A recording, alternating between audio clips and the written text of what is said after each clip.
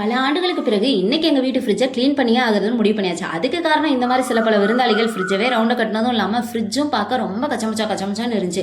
சரி, இன்னைக்கு ஒரு வழியாக க்ளீன் பண்ணிடலாமே அப்படின்னு சொல்லிட்டு எல்லா பொருளையும் டக்குன்னு எடுத்து வெளியே வச்சுட்டு இந்த ஃப்ரிட்ஜை துடைக்கும் போது தான் ஒரு விஷயம் தோணுச்சு.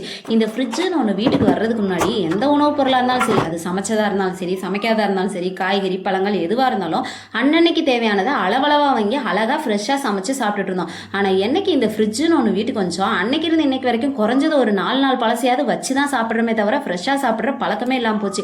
இந்த இட்லி தோசைக்கெல்லாம் மாவு அரைச்சா முன்னெல்லாம் 3 நாள் தாராளமாக வெளியவே வச்சு சுடலாம். இப்போல்லாம் இந்த ஃப்ரிட்ஜ் வந்தன்னைக்கு இருந்து 15 நாள் 20 நாள் ஆகுது. என்னத்த சொல்கிறது, ஒரு வழியாக அப்படி இருந்த ஃப்ரிட்ஜை இப்படி மாற்றியாச்சு.